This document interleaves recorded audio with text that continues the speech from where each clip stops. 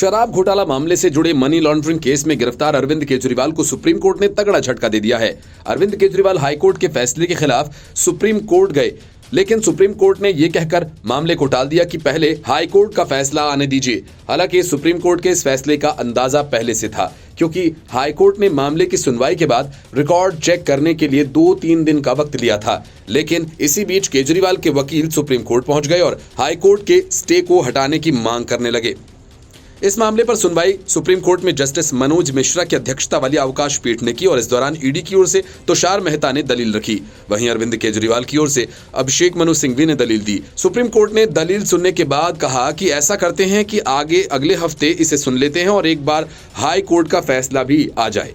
अब इस पूरे मामले में परसों सुनवाई होगी। 1 जून को रिहाई के ठीक पहले ईडी ने ट्रायल कोर्ट के फैसले को दिल्ली हाई कोर्ट में चुनौती दी। ईडी ने कहा था कि हमें दलील रखने का पूरा समय नहीं मिला।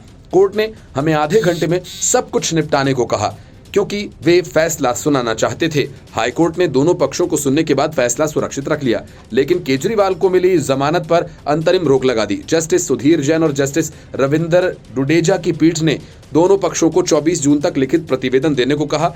आदेश सुरक्षित रखा गया है, क्योंकि ये पूरे मामले के रिकॉर्ड को भी देखना चाहते हैं। जस्टिस मनोज मिश्रा और जस्टिस एसवीएन भट्टी की अवकाशकालीन बेंच केजरीवाल की याचिका पर सुनवाई कर रही है। अरविंद केजरीवाल के वकील अभिषेक मनु सिंघवी ने ट्रायल कोर्ट के फैसले पर सवाल उठाते हुए इसे अभूतपूर्व करार दिया। सिंघवी ने कहा कि कोर्ट ने पहले स्टे दे दिया और फिर बाद में सुनवाई हुई। सुप्रीम कोर्ट ने कहा कि आदेश 1-2 दिन में आ जाएगा और इस पर सिंघवी ने सवाल उठाया कि क्या बेल की सूचीबद्ध करते समय ही स्टे किया जा सकता है।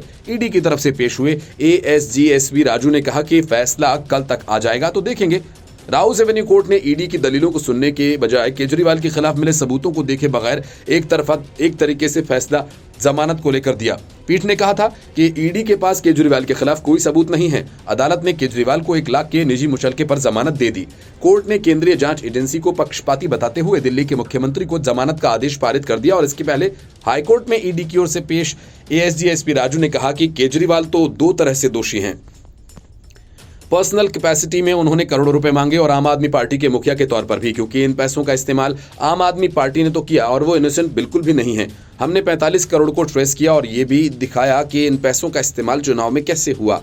ये सब कुछ जमानत का आदेश खारिज करने के लिए काफी है। और इसके बाद केजरीवाल की ओर से अभिषेक मनु सिंघवी और विक्रम ने जवाब दिया। उन्होंने ईडी की तेजी पर सवाल उठाया और यहां तक कहा कि किसी भी आरोपी ने केजरीवाल का नाम नहीं लिया, एक भी पैसा बर्बाद नहीं हुआ। जिन गवाहों का नाम लिया जा रहा है उनको तुरंत जमानत दे दी गई, उन्हें लाभ पहुंचाया गया। ऐसा लगता है कि उन गवाहों ने दबाव में आकर बयान दिया। करीब 5 घंटे की जिरह के बाद आखिरकार हाईकोर्ट ने फैसला सुरक्षित रख लिया। हाईकोर्ट के फैसला सुरक्षित रखने से दिल्ली के मुख्यमंत्री अरविंद केजरीवाल को जमानत देने के ट्रायल कोर्ट के आदेश पर फिलहाल रोक जारी रहेगी। Bureau report, news of India.